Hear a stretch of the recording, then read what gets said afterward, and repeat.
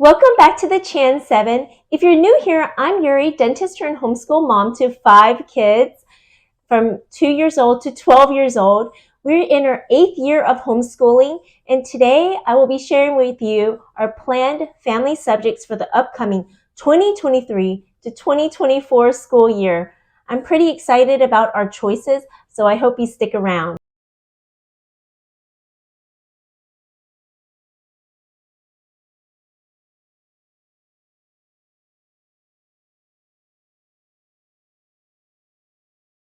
Collaboration video about the family subject choices for the upcoming school year, hosted by Davene from Calm in the Chaos Homeschool and Shauna from Homegrown Homeschool. These ladies have wonderful channels with tons of inspirational homeschool resources and advice. Make sure to check out their channels. I have their channels linked down below in the description box. I also have linked down below the entire playlist for the family subjects. So make sure to check that out after this video. All of these awesome parents share some great resources, and you'll see that no family does homeschool the same. We always start our family subjects off with Bible, and we have considered trying To Every Nation from Not Consumed in order to kind of dig into the lives of the missionaries. But after some consideration, I felt that we weren't realistically ready to add that on yet. And we also considered laying down the rails for habit training, but we plan on holding that one off for a little while as well. Instead, we will continue to read straight from the Bible, and this one is a kids' devotional Bible that makes it really clear for the kids to understand. And it has actually been really good in forming good character building for our kids and has been a great launching off point for them to ask some really good questions. So we will continue to read this during breakfast. We cover several of our family subjects together in our morning time. And if you're interested in what's working for our family right now, I have a recent morning time, morning basket video linked down below in the description. And that video has a pretty thorough demonstration on how we've been using this Bible and our experience on it. We plan on alternating reading this Bible with going through the big book of questions and answers, which we have sporadically used before. It asks some really good questions like, why did God create the world? How did God give me life? What is sin? What happens to us because of sin? It points to the Bible for all the answers, and it explains in a really good way for kids to easily understand. There is a newer version. I'll make sure to have all the resources linked down below in the description box. I plan on going through Windows on the World. It looks so fun and a great way to learn about different countries and the people who live there, and also to pray for the people in those countries. We have been supporting 12 kids through Compassion International, whom we have been praying for and trying to get involved with. But this also seems like a great way to get a worldwide view and a compassion for people around the world. And a nice way to see beyond our bubble. Not only that, but Windows on the World can overlap and tie in with geography. The next family subject I want to talk about is geography. And we already talked about how we can cover geography through Bible, but it's so awesome that geography can be addressed in so many ways. Not only from Bible, but also through history, and we even have gotten geography in science. But we will probably continue to go over these Géocards, flashcards, and I finally figured out some more ways to play the games, and you can make up games with it as well. So one way, of course, is to guess the country or the capital for the cards. And another way to play would be to play like war, where whoever has the higher population, or you could do the total area, gets to take the cards. Another way to play the game would be to play a game called Continents, and to see who can collect the most of the same continent as possible. They also have the United States geography on these cards on Amazon. And we're also going to use these charts that we have from Classical Conversations, and just try to go over the geography for the 24 weeks that are involved. And so it looks like this. And so I used to be a Classical Conversations tutor when we were living in Germany, and I would use these little golf tees, and we call them Mr. T, and Mr. T would be traveling around the world or around the United States, and we would try to point out the different areas and places and landmarks too, or physical features, because we do have that as well. So physical features, and then it can point out the different physical features. So I think we will do that to go over our geography more this coming year. Just like this year, I will be alternating going through some Latin flashcards and also some English vocabulary. So every other day we will do Latin, and we'll do it through this Prima Latina from Memoria Press. And we will not go through the workbooks or the DVDs, but we will just continue to go through the flashcards and see if we can figure them out. And I explained this more in the Morning Basket video I recently posted. And for vocabulary, we will be going through a book that hasn't come in just yet. It's called Vocabulary Cartoons. And it looks like it's such a fun way to learn your vocabulary words with easy memory techniques. For instance, truculent sounds like truck you lent. So there's a sentence that says, the truck you lent Uncle Frank made him truculent, which means eager to fight. So I thought that would be a fun way to incorporate vocabulary together as a family. And again, we'll try to continue with our Korean studies. And since I'm ethnically Korean and I would like for our kids to know Korean, we are going to go through these flashcards called the Korean for Kids flashcards by Tuttle. And it's really simply laid out. They're just a bunch of flashcards with the Korean on the front, and then on the back has the definition and also sentences that go with it. So I would just have them try to figure out tell me what these words mean. I would read the sentences and see if they can translate the sentences back to me. So here's some of the cards. 물 water, 오리 duck, 놀이 means game, 노래 song, 달 moon. So in a fun way, they like flashcards, so that will be good. For poetry, Evan Moore, Read and Understand Poetry has been going really well. But this coming school year, we will be reading and going through the Treasury of Best Loved Poems that I have found at the thrift store. We'll read the poetry and discuss them. And it looks like it has a lot of well-loved poets and well-known poets, including William Shakespeare. Our kids have been getting into a lot of plays by William Shakespeare this year, and so they'll be excited to see that, oh, William Shakespeare has poetry as well. There are other poets like William Wordsworth and Henry Wadsworth Longfellow, Alfred Lord Tennyson, Edgar Allan Poe, Emily Bronte, Henry David Thoreau, Emily Dickinson, Lewis Carroll, Rudyard Kipling. So it looks like it has a lot of loved poems over the times. After seeing how this goes, we may or may not consider doing a different level of the Evan Moore Read and Understand Poetry. Our family doesn't really memorize poetry, but poetry is supposed to help you become better readers and writers. This school year has been an amazing year for growth in art for our kids, especially since we're in a co-op where we have an amazing art instructor.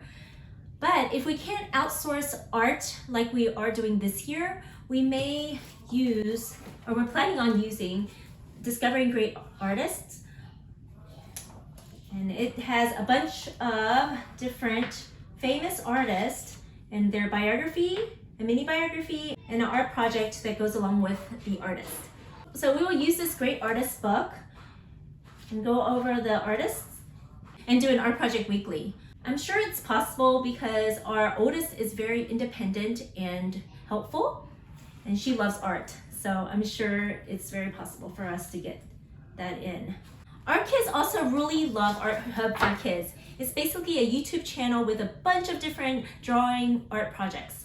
If you haven't tried it before, we totally recommend it. Most of these subjects are pretty quick and take us no longer than about 5 to 10 minutes. But of course, when we do an art project, we're gonna need a lot more time. So I'm thinking of taking Friday mornings to dive into those. We usually finish off our morning subjects with a read aloud. And here are some of the books that I would like to try to get through. We may not get through all of them, or we may finish them all and need some more to tackle. But here's some that I would like to try. So we have Charlotte's Web, A Misfortune, Free Man. That will go well with our U.S. history focus. The Usborne Illustrated Stories from Aesop. And Peter Pan, To Kill a Mockingbird. Not only will this be good for our oldest to hear, but also for myself, because I know when I was younger, I was never a reader, and I think because coming from an immigrant Korean family, we never really read much, and I was never a fast reader. Now that I'm a grown up, I would like to try reading some of the books that I never got to touch on. But of course, it's also a classic, so I want to be able to read it to the kids. Lastly, I have here is The Adventures of Pinocchio. Our last two family subjects are done after lunch, and those are history and science. And we usually loop those alternating every other day. But this year, we were only able to spare 3 days, and sometimes maybe 4 days, depending on the situation, because we have had 2 afternoon co-op commitments. But I'm hoping to get more history and science in for the upcoming school year. I already did a pretty thorough video about what has been working for history in our family and what we're switching over to for the next coming school year. So if you're interested in that, please look for the link down in the description box on history choices. For history, the switch that we made was to Notgrasses, From Adam to Us. It has 2 parts, and it covers world history, and it's geared towards 5th to 8th graders. And I wanted to try it before our rising 7th grader ages out of their recommended grade. And it is Christian focused, and the illustrations are gorgeous.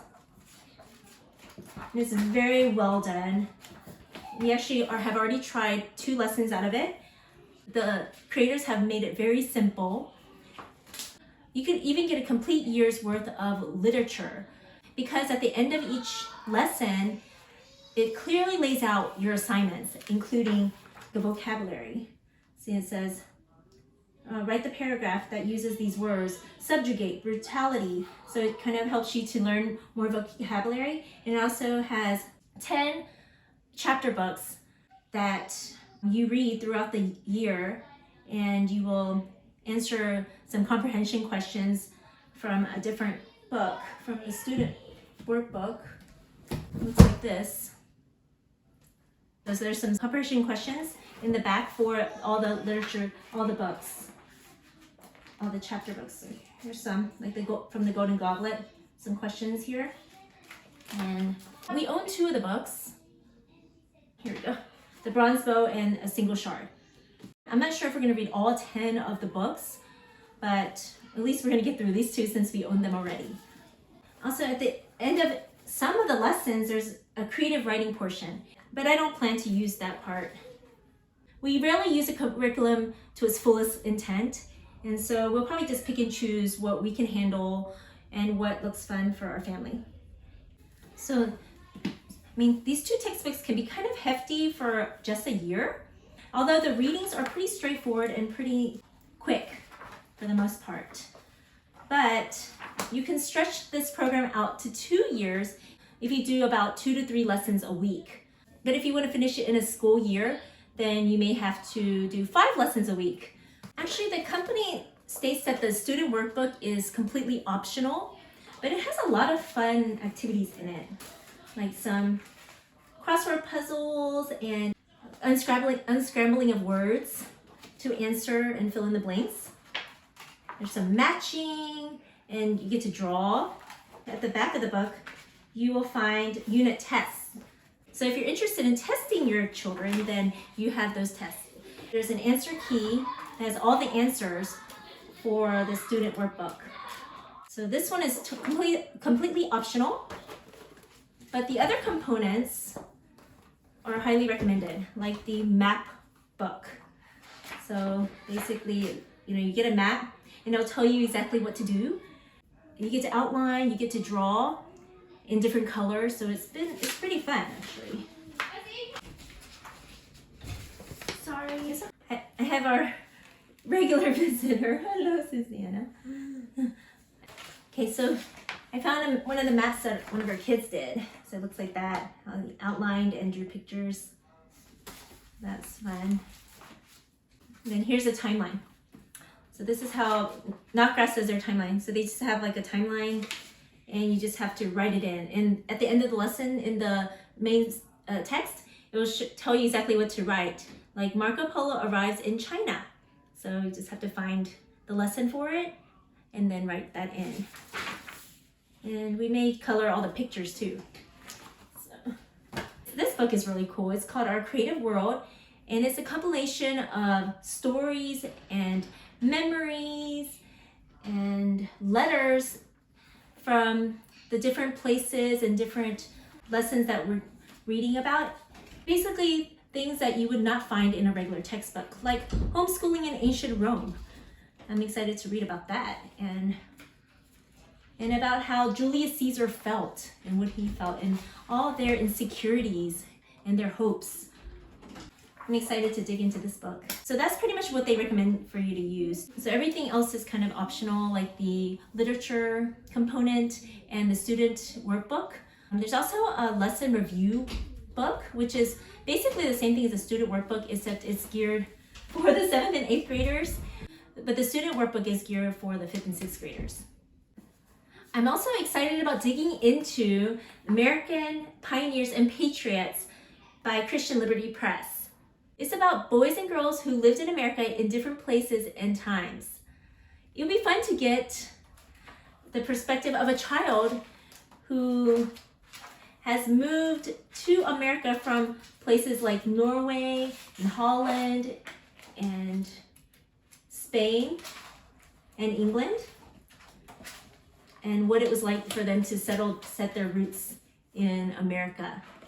And since CC will be focusing on United States history, this will be perfect for that. Like I said, we loop history and science. The days that we're not doing history, we try to do science. My husband and I are both dentists and we love science. Although science has kind of been taking a back burner because of the seasons in our lives with young children. But I would like to make science more of a focus for our next year.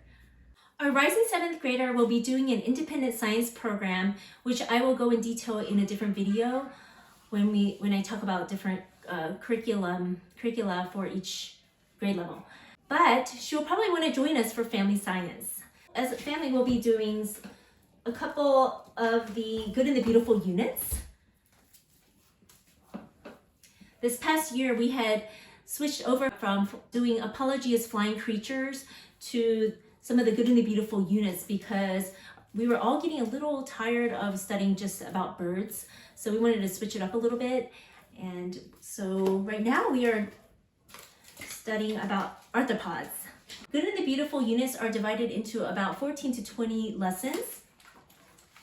And they are nice and beautiful, of course, because it's Good and the Beautiful. And they're very straightforward and clear and fun for the kids and great for the entire family to do together. There are also experiments that you can do, but we don't always do all of them, but we still get a very rich experience with the units. I'll probably do another video about how we've been using it. I just happened to find this, but one of our daughters filled in this life cycle of a butterfly, and that's how hers turned out. And she made it look like the Very Hungry Caterpillar. As for the units, we have tried botany, maturation, and now of course arthropods. And I bought these 2 units, ecosystems and mammals. I haven't even opened them yet. They're still in their packaging. When they were like 50% off, since they are updating these 2. But we have enjoyed them, and I don't see why we wouldn't enjoy these, even though they may be the older version. So I went ahead and bought those.